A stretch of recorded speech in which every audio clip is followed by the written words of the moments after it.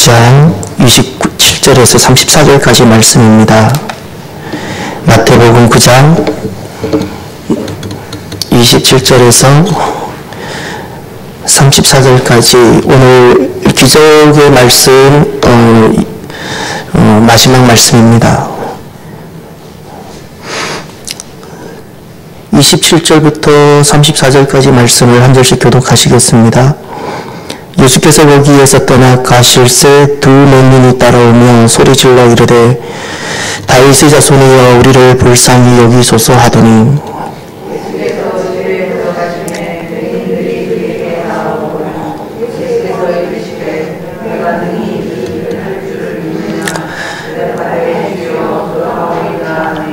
이에 예수께서 그들의 눈을 만지시며 이르시되 너희 믿음대로 되라 하시니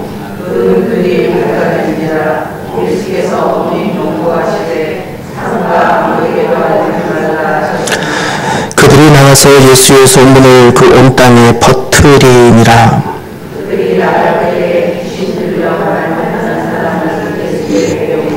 귀신이 쫓겨나고 말 못하는 사람이 말하거늘 우리가 놀랍게 여겨 이르되 이스라엘 가운데서 이런 일을 본 적이 없다 하되 바리새인들은 이르되 그가 귀신의 왕을 의지하여 귀신을 쫓아낸다 하더라.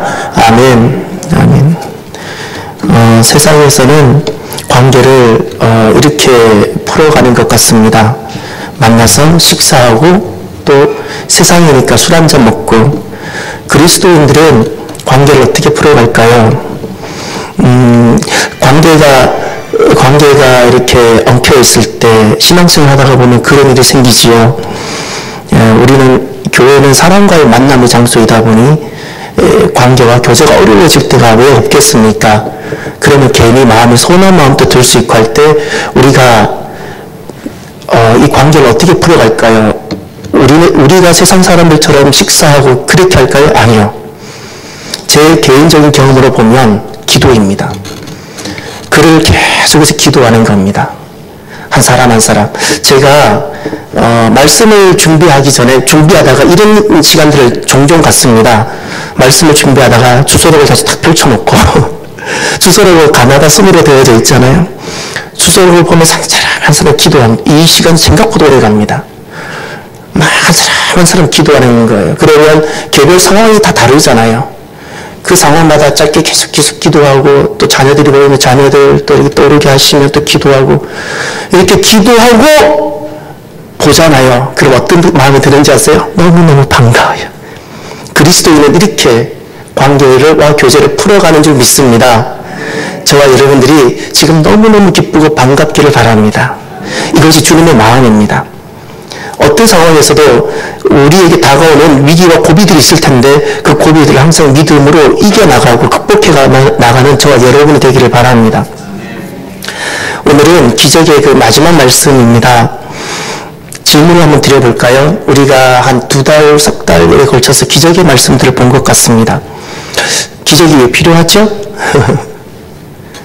두 번째 질문. 기적이 꼭 있어야 되나요? 이 질문을 바꿔 말하면 모든 질병은 다 고쳐져야 되나요? 예.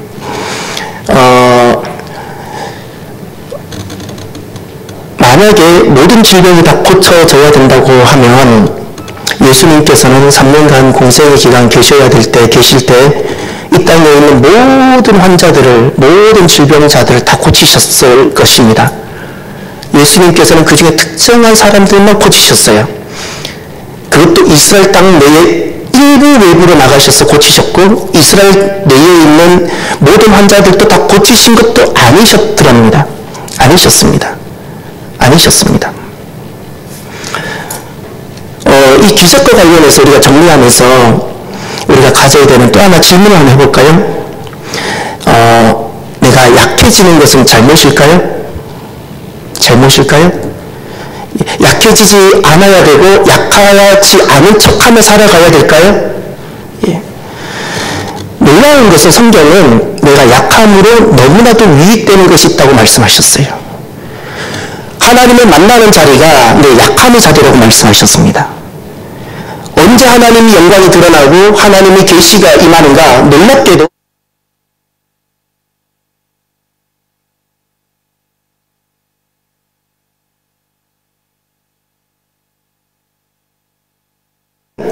이 아프다, 질병, 이 부분을 기적의 말씀을 통해서 한번 정리가 좀 필요한 것 같습니다. 정리가. 이 정리가 말씀에 기초한 정리가 되어져야 됩니다. 그러면 그 정리는 마지막에 하도록 하고, 우리가 지금까지 오늘 본문까지 합치면 10가지 기적이 나오는데, 하나님 백성들에게 있어서 기적은 도대체 어떤 의미가 있는 건지, 예수님께서는 어떤 가치와 의미를 가지고 기적이라는 이것을 사용하셨는지 그 기적의 위치를 처음으로 돌아가서 잠깐만 살펴보겠습니다. 먼저 8장으로 돌아가 보십시오. 8장에 가면 제일 먼저 어떤 기적이 나오죠? 한 나병 환자가 나오죠. 이것을 통해서 하나님 그를 고쳐주십니다. 깨끗게 해주십니다. 기적이 그에게 일어났는데 여기 기적의 위치를 찾아보십시오. 나병이 고쳐진 것이 중요했을까요? 죄송하지만 예수님께는 그가 나병이 고쳐지든 안 고쳐지든 예수님의 관점과 관심은 다른 데 있으셨습니다. 무엇이었죠? 4절에 나오죠. 무엇이었죠? 제사장이라는 단어가 나왔고 모세가 명한 예물을 드렸죠. 다시 말해서 이 내 몸에 있는 질병을 통해서 그것이 나병이든 오만 가지 어떤 병이든 이것을 통해서 하나님을 알게 되고 하나님의 계심을 너가 경험하게 되었다면 영적 질서가 회복되라는 겁니다. 영적 질서, 제사장을 뜻하는 것은 예배를 말하는 것이고 모세가 명한 예물이라는 것은 말씀을 뜻합니다. 성경은 질서로 돌아가는 겁니다. 전에는 내 원하는 대로 살았어요. 세상 질서를 따라 살았어요. 그러면 내가 어떤 질병이든 무엇이든 하나님을 경험했습니까? 그러면 이제 무엇이 이 기적이 나를 인도해야 되고 나는 이 기적을 통해서 어느 자리에 서야 되는가? 기적은 내게 어떤 위치가 되어져야 되는가? 영적 질서, 신앙 질서가 회복되어져야 됩니다. 전에는 예배가 중요치 않았던 사람이 이제는 예배가 중요하고, 전에는 말씀의 가치가 내게 소중하지 않았던 사람이 말씀의 질서를 따르기 시작하는 겁니다. 할렐루야. 두 번째, 5절에 가면 백부장이 등장하고 백부장 하인이 중풍병에 걸린 것이 6절에 등장합니다. 이것을 통해서 이 사건을 통해서 주님은 기적을 베풀어 주십니다. 이때 나타난 기적의 위치는 무엇일까요?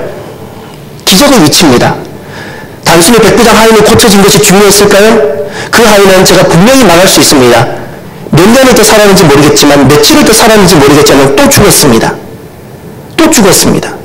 하루 이틀 더 사는 것이 아무런 의미가 없다고 제가 말씀을 드렸지요. 우리는 하루 이틀 더 살려고 사는 존재가 아닙니다. 여기에서 기적의 의미는 무엇일까요? 8절을 보십시오. 8절. 주님 너무나도 귀한 말씀하셨습니다.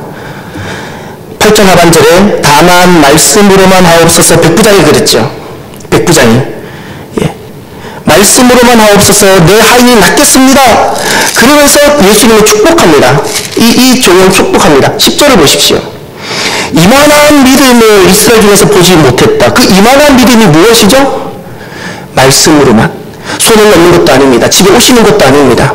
눈에 침을 발라주시는 것도 아닙니다. 말씀만 하셔도 된다는 이 믿음.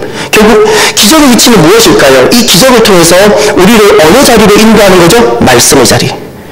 말씀으로 내가 통제가 되는 겁니다. 주님 말씀이면 가능한 겁니다. 저는 기적을 봐야 되는데 이제는 말씀이면 되는 겁니다. 할렐루야. 세 번째, 14절로 가면 베드로 장로가 등장합니다. 열병이었는데 고쳐졌습니다. 기적이 나타났습니다. 이 기적의 위치가 어디일까요? 무엇일까요? 기적은 우리를 어디로 안내하고 인도하지요? 15절에 보면 수종들다 그랬죠. 수종들다. 그리고 19절에 가면 19절에 가면 따르다, 22절에 가면 또 따르다 이런 말씀이 나오죠. 예수님을 수종들며 따르는 겁니다. 이것이 기적의 위치입니다. 내가 병이 나았든 내가 꿈으로 주님을 만났든 내가 이 기적이라는 것은, 실은 기적이라는 것은 하나님을 경험하는 겁니다. 어떤 방법이든 하나님을 경험하는 건데 경험했다면 결국 무엇이 기적의 의미가 되고 기적의 위치가 무엇인가? 나로 하여금 이제는 주님을 수종들고 섬기고 주님을 따르게 하는 겁니다. 할렐루야. 이것이 기적의 존재 의미의 위치입니다. 네 번째, 23절에 가면 풍랑장장이 일어납니다. 이 사건을 통해서 자연이 주님께 복종을 하는 사건입니다. 주님 기적을 베풀어 주셨습니다. 이 사건을 통해서 그때 제자들이 그 자리에 있었는데 배를 타고 기적의 위치는 무엇일까요? 27절 바람과 바다도 순종하는가 그랬죠. 기적의 위치는 무엇일까요? 기적을 통해서 하나님을 경험했습니까? 자연에 복종하는 것을 보았습니까? 내 깨어진 내 몸의 질서가 주님의 말씀에 복종하는 것을 보았습니까? 그러면 자연도 순종하고 복종하는 것을 보았다면 내 깨어진 내 몸의 질서가 깨어졌는데 그래서 질병이 되는데 그 몸조차도 깨어진 몸조차도 순종하고 복종하는 것이 일어났다면 이 기적은 이제 나로 하여금 순종하게 만들어야 됩니다. 이것이 기적의 위치입니다. 몸은 말을 듣는데 예수님 말씀에 순종하고 따랐는데 그 기적을 경험하고도 예수님을 따르지 않아요? 그에게는 죄송하지만 하등의 기적의 의미가 존재할 필요가 없었던 겁니다. 없는 겁니다. 그 기적을 보고도 또 주님을 순종하지 않아요? 처음부터 없는 것만 못한 겁니다. 다섯 번째, 9장에 가면 또 이제 9장에 5가지 기적이 나오는데 죄송합니다. 8장 25절이죠. 8장 25절에 가다라 그 귀신 들린 자가 등장합니다. 마가복음과 누가복음은 거라사 귀신이 막 등장하는데 상관없습니다. 이 귀신 들린 자가 고침을 받고 그에게 기적이 일어납니다. 귀신이 떠나갑니다. 이것을 통해서 우리가 가르쳐주는 기적의 위치가 있습니다. 주님께는 귀신이 떠나가는 게 그냥 우리가 이거 하나 들은 것보다도 못한 아무렇지 않은 일입니다. 우리에겐 대단한 일일지 몰라도.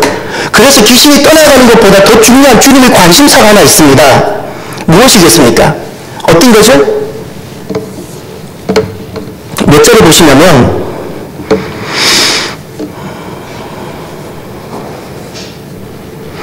여기 지금 제가 이 마태복음에는 다 등장하지 않는데 말씀을 전할 때 마가복음 본문을 보여드렸을 겁니다. 기억나십니까?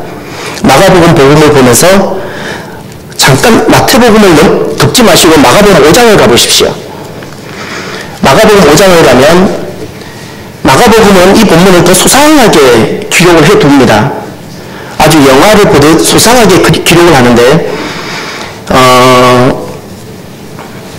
19절 20절 보십시오. 19절 20절 예수님께서 이렇게 말씀하시고 그가 이렇게 합니다. 자, 그에게 기적이 일어났습니다. 사로잡혔던 것이 떠나가고 온전해졌습니다. 19절 허락하지 아니하시고 그에게 이르시되 집으로 돌아가 주께서 내게 어떻게 큰 일을 행하사 너를 불쌍히 여기신 것을 내 가족에게 알리라.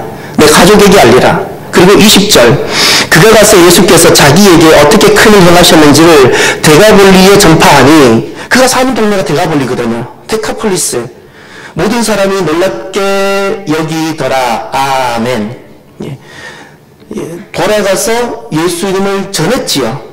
예수님을 따르고자 했는데 남은 삶을 주님께 당신하고자 했는데 오히려 그는 예수님 그를 집으로 보내서 고향으로 보내서 전하라 그랬어요.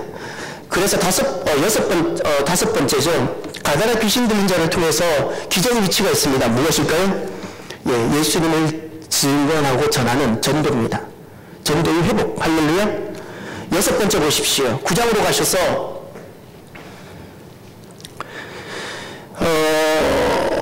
침상에 누운 중풍병자가 등장합니다. 침상 중풍병자입니다. 놀랍게도 여기는 제사함이 먼저 선포가 되고 그 다음에 그가 치유가 일어나죠. 치유가 되고 제사함이 선포가 되는 것이 아니라 제사함을 선포해 주시고 그 다음 기적이 일어납니다. 여기서 기적의 위치는 무엇일까요? 제사함이 먼저 선포가 됐어요. 내 제사함을 받았느니라. 그리고 사울을 들고 가라. 사울을 들고 가버렸어요. 여기서 기적의 위치는 무엇일까요? 기적의 위치. 내가 죄사함 받았고 내가 하나님의 자녀가 되었다는 확신. 할렐루야. 예, 이 확신입니다. 예, 확신.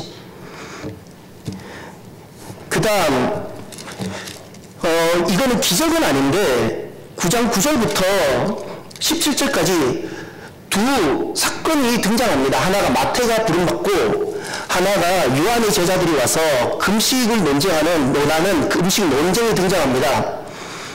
왜 이 기적 집성장에 10가지 기적만 다루어졌는데 이 두 가지 사건이 여기 들어가 있을까요? 마태 소명을 가지고 주님이 무엇을 말씀하시고 금식 논쟁을 가지고 무엇을 말씀하고 있을까요? 기적의 관점에서 보면 그렇습니다. 무엇이 마태 소명을 통해서 우리에게 말씀할까요? 사람들은 그 사람이 병이 있나 없나 이런 관점입니다. 병자. 예. 병자. 그런데 주님은 그래서 관점을 바꿔주십니다. 사람은 내가 건강한지 안 건강한지, 제가 병자인지 아닌지 이 정도 수준으로 살아갑니다. 그런데 주님은 죄인, 죄, 예. 가치를 바꿔주십니다. 가치를. 예. 새로운 가치. 예. 어떤 죄인이라도 주님 앞에 돌아오면 그가 용서함을 받고 하나님의 자녀가 될 수 있는, 늘 사람은 자기 몸, 내게 병이 있나 없나, 내게 기적이 일어날 것인가 말 것인가, 이런 관점으로만 살아가든 이런 수준으로만 살아가든 이들을 내가 죄인이라는 것, 죄를 가르쳐 주십니다. 새로운 가치. 이 죄가 예수님께 나와야 해결될 수 있다는 새로운 가치. 또 하나, 그 금식 논쟁을 통해서 무엇을 가르쳐 주시죠? 예, 새 포도주, 새 부대 말씀하시죠. 새로운 질서를 말합니다. 새로운 질서. 새로운 가치와 새로운 질서, 회복. 예. 그 다음 18절부터 가면, 한 관리라는 그 야이로가 등장하고, 야이로 외동딸이 죽게 되죠. 그리고 가다가 20절에 보면 12의 혈류증을 앓던 혈류증 여인이 등장합니다. 먼저 혈류증 여인을 먼저 보겠습니다. 혈류증 여인과 이 야이로의 딸이 살아나는 사건이 관점이 같다고 제가 말씀을 드렸습니다. 이 두 사건이 가다가 동일하게 일어납니다. 야이로의 집에 가다가 혈류증 사건이 일어나고 또 야이로의 집에 가서 마무리가 됩니다. 기적의 관점에서 보면 기적이 갖고 있는 위치에 동일하게 되어지는데 어떤 동일함이죠? 예. 혈류증 여인은 예수님 앞에 정면으로 나오지 못한 여인입니다. 주저하지요. 주저합니다. 항상 나는 주님 앞에 나오기에 떳떳하지 못하고 부끄러운 존재. 항상 우리를 주저케 하는 존재. 나는 숨어 있어야 됩니다. 나는 숨어 있는 자. 사람들 앞에서도 나가기가 부끄러운 자. 야이로는 어떤 존재죠? 야이로 집으로 가다가 소식을 들었죠. 딸이 죽었다고. 이때 야이로, 아버지 야이로. 딸을 위해서라면 자기 목숨까지도 던지고 싶었던 그 야이로가 이제 딸이 죽었다는 소식을 들었을 때 어땠을까요? 그때도 예수님을 또 모시고 가야 될까요? 순간 절망이 찾아오지 않았겠습니까? 예수님을 모시고 가야 될 더 이상 이유가 본인에게 있었겠어요? 이렇게 절망하는 자리, 숨어있던 자리, 절망하는 자리가 우리를 주저하는데 이 주님께로 나아가던 모든 주제를 회복시키는 것이 기적의 의미입니다. 이것이 기적의 위치입니다. 예. 마지막, 오늘 이제 두 맹인과 말 못하는 자가 나오는데 이제 오늘 말씀을 마지막으로 봅시다. 먼저 이제 27절로 가면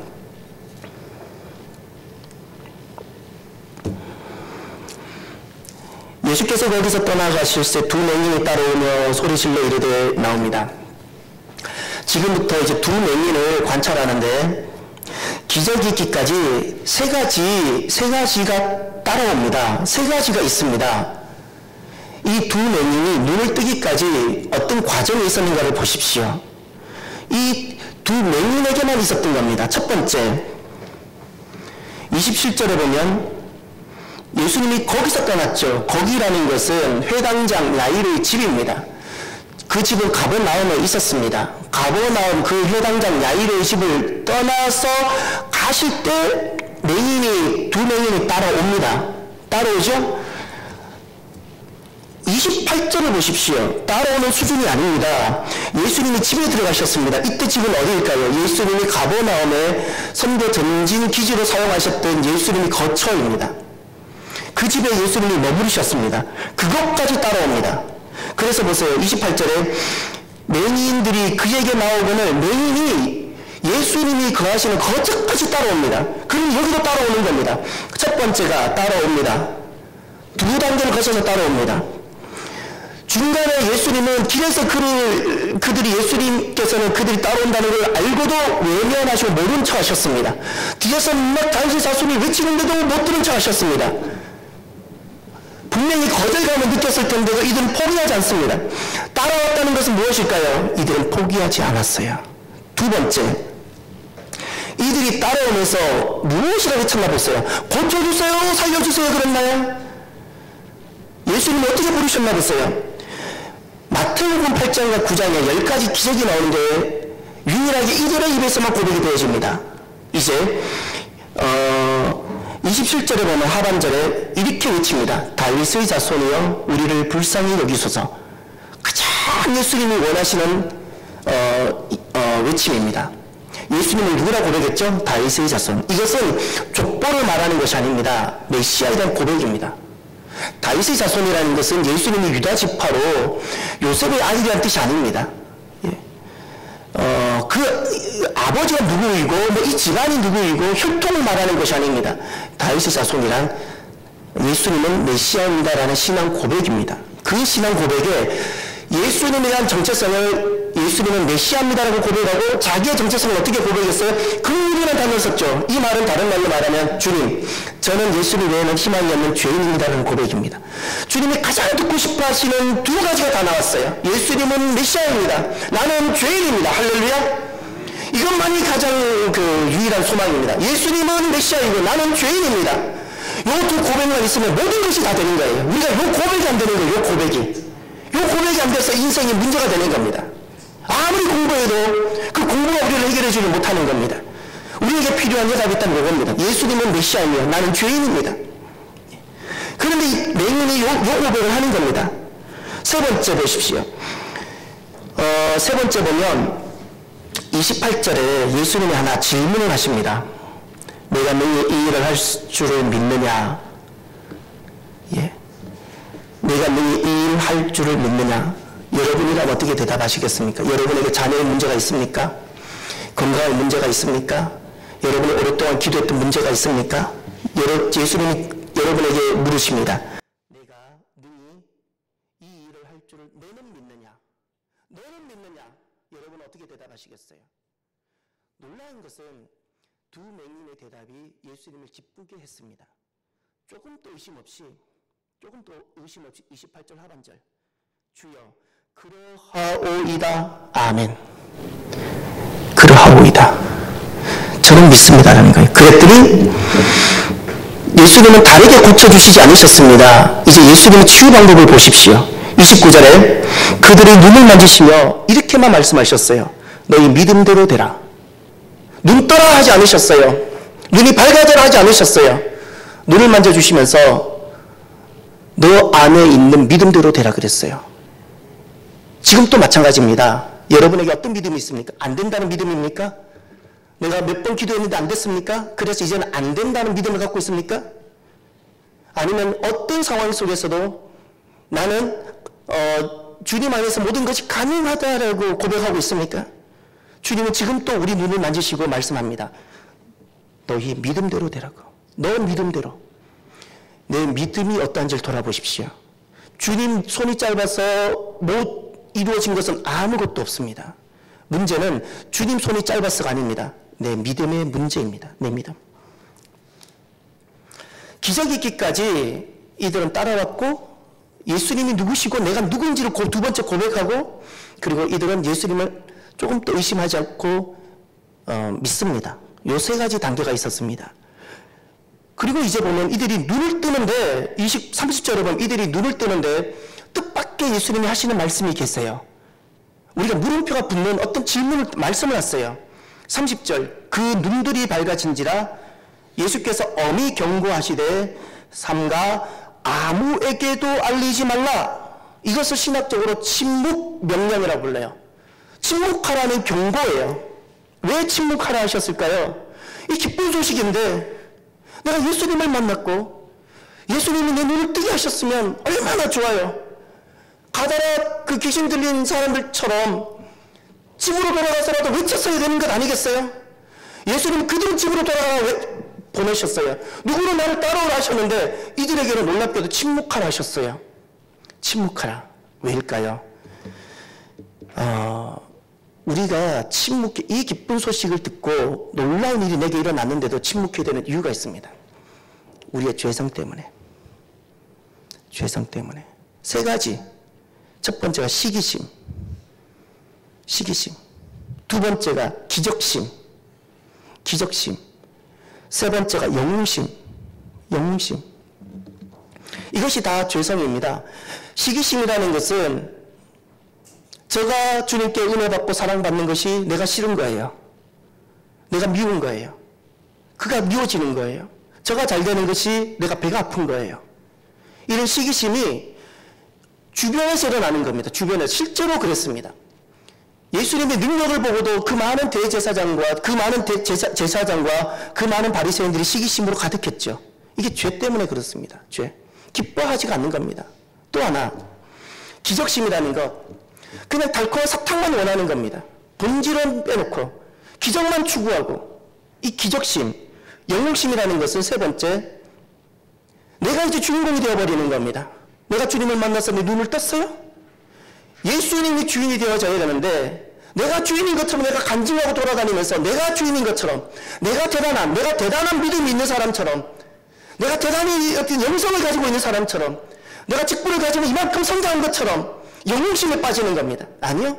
그거 다 죄입니다. 죄. 영웅심, 죄입니다. 기적심, 죄입니다. 시기심, 죄입니다. 이런 죄 때문에 우리가 침묵을 하고 입을 닫아야 될 때가 있습니다. 왜 입을 닫아야 되죠? 모든 시기심, 모든 기적심, 모든 영웅심을 인수분해해서 딱 해서 공통분모를 딱 떨어뜨리면 한 단어가 나옵니다. 나. 내가 다루어지지 않는 겁니다. 내가 다루어지지 않기 때문에 이 나라는 단어가 주로 바뀌어야 되는데, 예수님으로 바뀌어야 되는데, 이런 기적을 경험하고도 아직 나예요. 아직도 나예요. 이런 기적을 경험했으면, 눈을 뜨게 되는 기적을 경험했으면 나에서 예수님으로 바뀌어야 되는데, 이것이 거듭나는 건데 아직도 나인 거예요. 내 자존심이 중요하고, 내가 중요하고, 나. 그리스도인이 나를 위해 살아가는 것은 정말 수치입니다. 어머니가, 자녀도 있는데도 어머니가 자기만 위해 살아가는 것이 너무나도 부끄러운 것처럼, 그리스도인들이 자기를 위해서, 나만을 위해서 살아가고 키 큰 높이면 자기 가정을 위해서 살아가는 것이 얼마나 수치고 부끄러운 건지 모릅니다. 이것이 지금은 이해가 안 될지라도 나중에 아버지 앞에 가보면 우리 지나간 이 땅에서 살았던 것이 한 번에 다 보일 텐데 얼마나 그것이 부끄러운 것이었는가를 깨닫게 될 겁니다. 깨닫게 됩니다. 깨닫게 됩니다. 오늘 이 두 맹인의 눈이 밝아집니다. 무엇이 눈이 밝아지는 걸까요? 시력이 좋아졌을까요? 시력이 좋아지면 눈이 밝아지는 것일까요? 보지 못했다가 얼마나 잘 보면 시력이 밝아진 것일까요? 2.0? 아니요. 예수님이 메시아로 고백되어야 그것이 눈을 뜬 겁니다. 눈이 밝아진 겁니다. 지금도 마찬가지입니다. 저와 여러분들에게 예수님이 진짜 메시아여야 됩니다. 예수님이 진짜 다윗의 자손이어야 됩니다. 지식적 고백이 아닙니다. 거듭거듭 말하지만 내 삶의 고백이어야 돼요. 내 영혼의 고백이어야 돼요.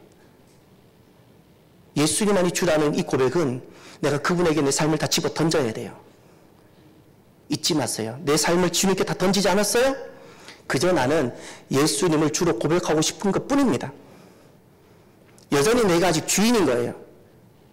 내가 주인인 사람은 눈이 아직 뜬 것 아닙니다. 예수님이 주가 되셔야 돼요. 예수님이 주가 되신 사람만 눈을 뜬 겁니다. 기적이 일어나도 눈을 뜨지 못하는 것은 간단합니다. 아직도 영웅심, 내가 중요해요. 내가 영웅이 돼야 돼요. 예수님이 주인이 되고 영웅이 되셔야 되는데 내가 영웅인 거예요. 교회 와도 항상 내가 중요한 거예요. 교회 와도 사람들이 나를 어떻게 해주길 바라요. 영웅심, 기적심, 시기심, 이것이 기적이 일어나도 눈을 뜨지 못하게 하는 이유들입니다. 그러니 기적의 위치는 무엇이겠어요? 우리가 눈이 떠지는 이 기적의 위치, 이 기적이 어떤 일이 일어났어요? 기적의 위치는 무엇일까요? 죄인인 나라는 존재가 침묵되고 메시아인 주님만 자랑하고 계시게 되는 것. 이것이 기적의 위치입니다. 나라는 존재가 침묵되어져야 돼요. 전에는 나 자랑, 자식 자랑, 집 자랑, 오만 가지 세상 자랑하며 살았다면 이 모든 것이 침묵되어져야 돼요. 침묵. 그리고 이제는 내 안에 예수님만 계시고 예수님 자랑, 할렐루야, 예수 자랑, 자랑이 바뀌어야 됩니다. 이것이 기적이 일어나면 바뀌는 변화입니다. 우리가 자랑이 달라지는 복된 성도들이 되시기를 바랍니다. 예수 자랑, 예수님 자랑하고 싶어서 만나는 사람마다 입이 다물어지지 않는 복이 있기를 바랍니다. 복이 있기를 바랍니다. 그 다음 마지막 10번째 그 벙어리 죄송합니다. 그 귀신 들려 말 못하는 사람, 말 못하는 사람이 고침을 받는 일이 일어납니다. 그런데 오늘 본문에 보면 이 말 못하는 사람을 이렇게 말합니다. 말 못하게 된 배경을 설명합니다. 왜 말 못했냐라는 겁니다. 귀신이 들렸다 말씀했습니다. 32절에 보면 귀신 들려 말 못하다 그랬어요. 귀신 들려 말 못했다. 그러면 이분에게 있어서 핵심은 말을 못한다는 뜻이 아닙니다. 이분에게 있어서 핵심은 무엇인가요? 귀신에게 사로잡혔다는 겁니다. 이것이 핵심입니다. 귀신에 들렸다라는 것은 그에게 사로잡혔다. 다시 말하면 귀신에게 속했다. 귀신에게 속했다는 겁니다. 속함의 문제입니다. 속함의 문제. 그런데 32절을 자세히 보면 기적이 어떻게 이루어지는가를 자세히 한번 보십시오. 그들이 나갈 때 귀신 들려 말 못하는 사람을 예수께 데려오니 스스로 나온 것이 아니라 누군가가 이를 예수님께로 데려온 사람이 있었지요. 사람들이 중부와 도움입니다. 도움. 스스로 벗어날 수가 없는 겁니다. 사로잡혀 있기 때문에 스스로 못 벗어납니다. 그래서 여기서 우리가 하나 정말 고백해야 될 것이 구원은 절대적 타력이고 자력 구원이 아닙니다. 타력 구원이고 절대적 은혜라는 사실을 잊지 마십시다. 그런데 놀랍게도 이 기적이 이제 일어납니다. 33절에 보면 귀신이 쫓겨납니다. 말 못하는 사람이 혀가 부러지고 말을 하게 됩니다. 사람들이 다들 놀랍게 여깁니다.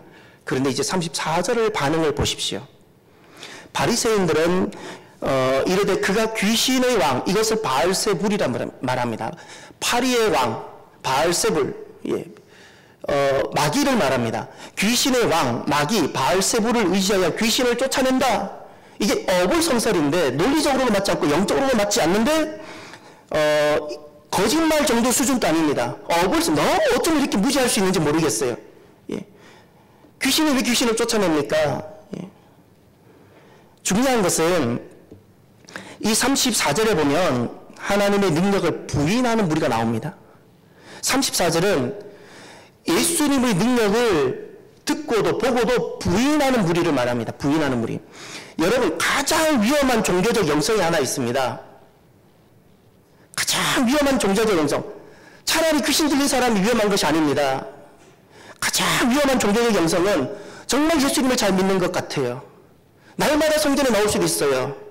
근데 주님을 부인하는 사람, 어떤 주님의 능력과 주님의 역사와 이것을 인정하지 않고 여전히 나라는 자기 경험과 자기 지식의 수준 안에서 모든 것을 계산하고 모든 것을 보는 이것이 너무나도 위험한 종교적 영성이에요.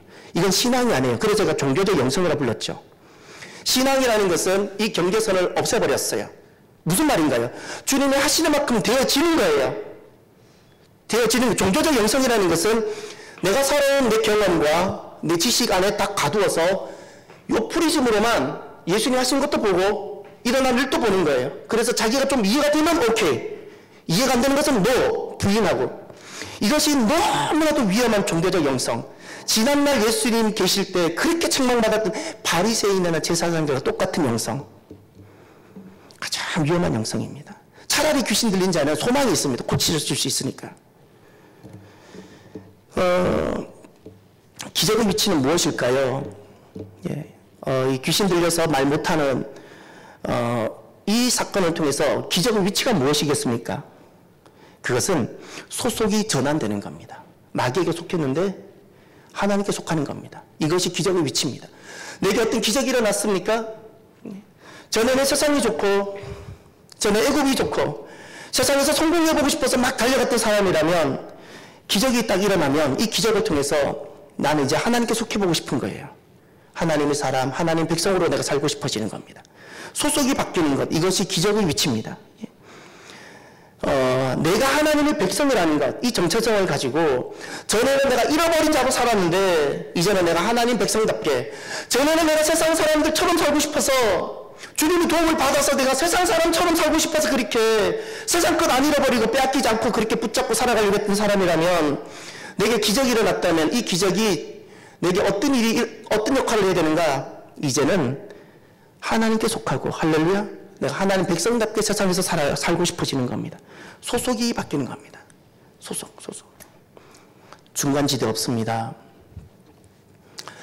중간지대 없다는 것을 정말 두렵고 떨림으로 자기에게 적용하셔야 돼요.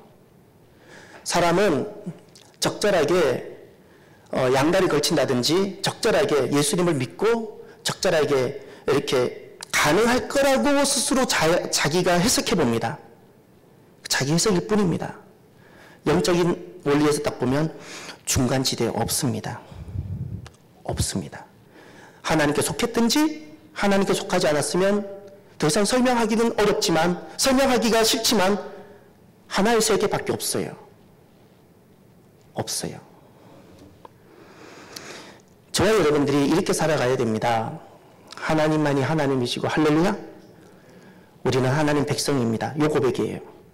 이 하나의 고백만 가지고 우리는 이제는 세상은 나의 사명입니다. 전에는 내가 세상을 따라가고 세상에서 내가 잘되고 이런 세상이 목표였다면, 이제는 세상은 내가 돌아오게 해야 되는 나의 사명치입니다. 할렐루야. 이제는 나는 하나님의 사람으로, 하나님 백성으로 나는 세상과의 관계를 이렇게 맺어가는 겁니다. 이제 여러분, 기적의 말씀을 그동안 쭉 말씀을 듣고 왔는데, 이제 그럼 마무리를 칩시다. 기적은 필요할까요? 예, 필요합니다. 왜냐하면 예수님께서도 기적을 행하셨습니다. 기적은 오늘 우리들에게 반드시 필요합니다. 우리의 모든 부분은 기적으로부터 시작되어집니다. 기적이 필요합니다.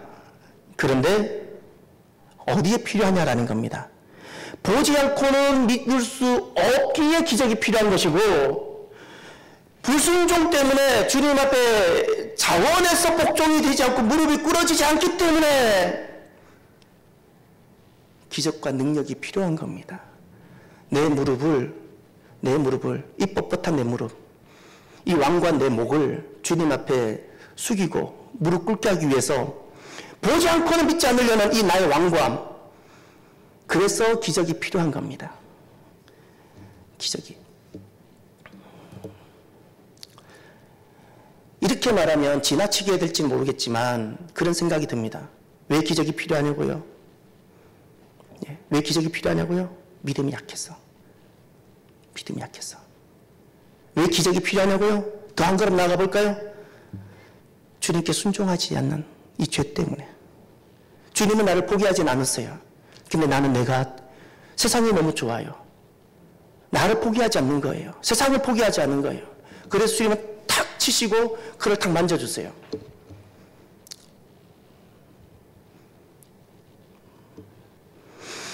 기적 자체가 목적이 아닙니다. 기적 지상주의에 빠지지 맙시다. 10가지 기적을 통해서 주님께서 우리에게 분명히 보여주신 기적의 위치가 있습니다. 믿음에 이르게 하는 수단입니다. 할렐루야. 내가 누구인지를 깨닫게 합니다. 예수님이 누구인지를 보게 하는 겁니다. 영적 질서가 회복되도록 해주시는 것이 기적입니다. 말씀이 회복되고, 전에는 세상을 따랐던 사람이 이제 주님을 따르게 만들고, 전에는 주님을 거역했던 자가 이제 주님께 순종하게 하고, 전에는 내 자랑하며 살던 사람이 이제 예수님을 자랑하고 전도하게끔 만들고, 내가 거듭났다는 확신 가운데 들게 하고, 이제 새로운 질서가, 새로운 가치가 내게 임하게 하고, 주저했던 이가 주님 앞에 나아가게 하고, 예수님만이 메시아라고 고백하고, 이 땅에 살아도 내 소속을 하나님 나라에 두고 살아가게 하는 것이 기적입니다. 이것이 기적입니다. 그럼 두 번째, 기적은 분명히 필요했다면 우리가 주목해야 될 것은, 저는 이 말씀을 마태복음 8장과 9장을 쭉 보면서 마지막으로 제가 여러분들에게 꼭 전하고 축복해 주고 싶은 것이 하나 있습니다. 기적 그 다음 단계가 있습니다.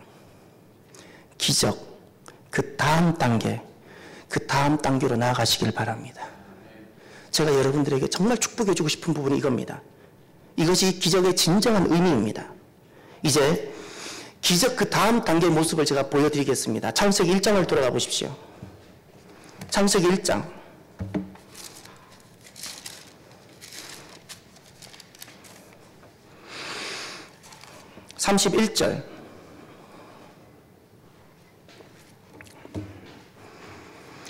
31절. 하나님이 지으신 그 모든 것을 보시니 보시기에 심히 좋았더라. 아멘. 토부, 하나님의 기쁨, 하나님의 완전함.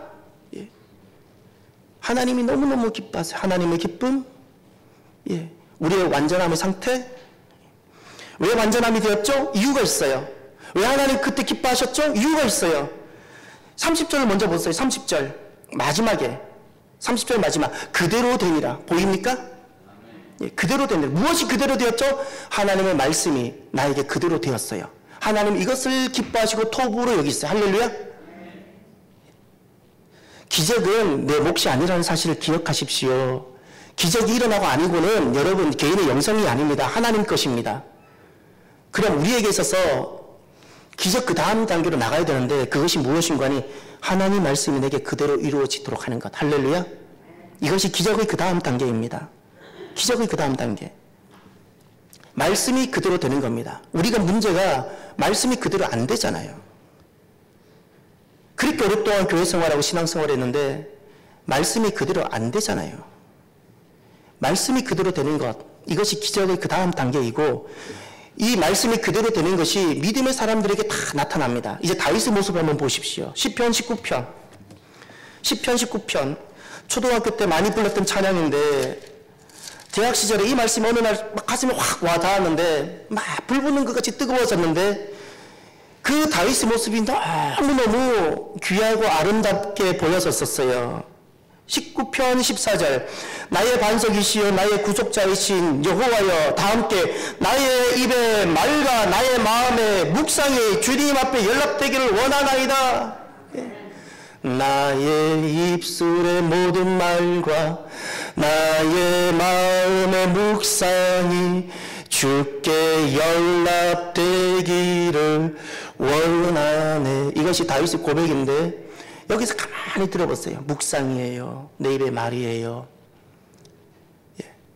이 의미가 무엇인가 하니 내가 부르짖기 전에 주님은 이미 아시고 역사하셨다는 거예요. 역사하셨다는 거예요. 여기에 보면 다윗에게는 하나님 말씀이 그에게 그대로 지금 되어지고 있는 모습이 보여지는 거예요. 그 다음 이제 하나 더 말씀을 보셔야 되는데 기적 그 다음 단계를 우리가 사모해야 되는데 기적은 주님께서 우리에게 베풀어 주시는 거예요. 주시면 감사하고 할렐루야. 예, 그 부분을 주님께 맡겨드리세요. 우리에게 이루어져야 되고 내가 점검해야 되는 것이 있는데 이제 마태복음 6장을 가보십시오. 마태복음 6장 마태복음 6장을 가셔서 26절 하반절 너희 하늘 아버지께서 기르시나니 예, 주님께서 기르세요. 믿습니까? 새들도 기르세요. 그런데 새보다 귀한 우리들을 주님께서 외면하실까요? 두 번째 30절 오늘 있다가 내일 아궁이에 던져지는 들불도 다 함께 하나님이 이렇게 피시거든. 아멘. 들불도 피시는데 예, 우리는 하나님의 자녀예요. 내 자녀도 내가 어떻게든 입히려고 먹이려고 하지요. 하나님은 우리 아버지시라는 겁니다. 예. 이 믿음이 있었어요? 예. 30절이 믿어지면 26절을 여러분이 진짜 고백할 수 있고 하나님이 공급하심 30절 하나님이 이렇게 입히심 이것이 믿어지면 여러분이 이제 보셔야 될 것이 있는데 32절을 보십시오. 이는 다 이방인들이 구하는 것이라 너희 하늘 아버지께서 이 모든 것이 너희에게 있어야 할 줄을 아시느니라. 아멘. 하늘 아버지께서 이 모든 것이 우리에게 있어야 할 줄을 주님이 아십니다. 할렐루야. 아세요. 그래서 기적 그 다음 단계가 무엇인가니 늘 기적을 바라고 내가 원하는 것을 요구하는 그런 차원이 아니라 그 다음에는 거기다 이렇게 적어놓았어요. 하늘 아버지께서 이 모든 것을 너에게 있어야 될 줄 아는 그 삶이 무엇일까? 토부의 삶이 무엇일까? 주 안에서 사는 삶. 이것을 동행이라 부릅니다. 동행. 예. 이것이 기적 그 다음의 단계입니다. 우리는 하나님과 함께 살도록 지어진 존재예요. 우리는 하나님과 함께 살도록 창조되어진 존재인데 우리는 세상에서만 살았잖아요. 세상과 동행하며 살았잖아요. 사람들과 하고만 동행하며 살았잖아요. 우리가 무엇을 못했는가 하니 하나님과 동행하는 삶을 잃어버린 겁니다. 기적 그 이후에 우리의 삶이 어떻게 되어져야 되는가? 내가 창조를 회복해서 내게 구원이 일어났어요? 기적을 통해서 구원이 일어났어요? 그럼 나는 창조로 돌아가서 하나님과 동행하는 삶을 회복하는 겁니다. 지금까지 사람하고만 같이 살고 이 사람하고도 같이 사는 것이 힘들어서 이제는 반려견 이야기하면서 짐승하고는 같이 살아가는 존재였다면 이제는 내가 누구와 같이 살아간다고요? 하나님과 함께 살고 하나님과 동행하고 예. 그래서 이제 마태복음 6장 33절이 이 말씀이 무시무시한 우리에게 부담스러운 어떤 것이 아니라 주님과 동행하는 사람의 고백입니다. 다 함께 읽어볼까요? 그런즉 너희는 먼저 그의 나라와 그의 의를 구하라. 그리하면 이 모든 것을 너희에게 더하시리라. 이것이 기적 그 다음 단계에 있는 삶입니다. 하나님과 동행하는 삶, 주 안에서 사는 삶. 저와 여러분들이 이 아름다운 주 안에서의 삶, 토부, 창조의 원형이 회복되어지고 하나님과 동행하는 그런 복된, 그래서 날마다가 기적인, 날마다 하나님과 동행하는, 어쩌다 인생에 한 번 주님 찾아오신 기적이 아니라 날마다 내가 주님과 동행하는 복된 토부가 되기를 바랍니다. 기도합시다. 오늘 나에게 주신 말씀을 가슴에 새기십시오. 그리고 결단하십시오. 하나님은 지금도 계십니다. 지금도 내 마음을 보십니다. 주님 앞에는 결코 숨기지 마십시오. 어린아이처럼 나가십시오. 마치 벌거벗은 것처럼 나가십시오. 낱낱이 내 영적 상태와 모든 것을 고백하십시오. 그리고 꼭 이렇게 기도하십시오. 주 안에서 사는 사람이 되게 해달라고, 동행자가 되게 해달라고 함께 기도합니다. 할렐루야. 하나님 아버지 감사합니다. 기적 그 다음 단계로 나아가는 우리들이 되게 하여 주시옵소서. 기적이 필요합니다. 기적이 필요한 이들은 기적이 나타나고, 하나님이 보이지 않고 하나님이 만져지지 않는 이들에게는 하나님 나타나 주시며, 그러나 하나님이 믿어지고 고백되어지는 우리들 있다면 그 다음 단계로 나아가게 하여 주시옵소서. 주 안에서 살게 하여 주옵소서. 주님과 동행하는 새로운 삶이 시작되게 하여 주시옵소서. 토부의 삶이 시작되게 하여 주시옵소서. 토부의 삶이 시작되게 하여 주시옵소서. 하나님과 동행하며 하나님과 우리 자으로 주님과의 천상의 개인적인 교제를 맺으며 성령 안에서 하나님 더불어 살아가는 새로운 삶이, 하나님께서 어떻게 다 설명해야 될지 우리가 다 알지 못하지만 그러나 우리의 삶이 이렇게 새롭게 달라지게 하여 주옵소서. 이제는 우리가 이 땅에 살아가지만 이 땅에 더 이상 매이지 않게 하여 주시고, 이 땅에 더 이상 매이지 않게 하여 주시고, 하나님과 사망에 매이지 않게 하여 주시고, 질병에 매이지 않게 하여 주시고, 주님과 동행하는 주 안에서 사는 기쁨이 가득하게 하여 주옵소서. 하나님 참으로 감사합니다.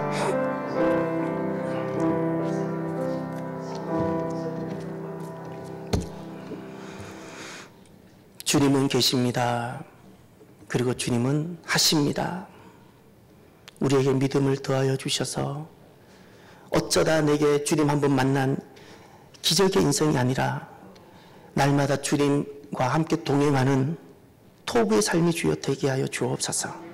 주 안에서 살아가게 하옵소서. 주 안에서 살아가게 하옵소서. 감사하며 사랑하는 성도 여러분을 축복하며 예수님 이름으로 기도드립니다. 아멘. 지금은 우리 주 예수 그리스도의 크신 은혜와 하나님 아버지의 인자하신 사랑하심과 성령님의 교통하심이 함께하심이 기적 그 다음 단계로 나아가 주님과 동행하며 주 안에서 살아가기로 결단하는 사랑하는 모든 성도들 머리 위에 이제로부터 영원토록 함께 하시기를 간절히 축원하옵나이다. 아멘.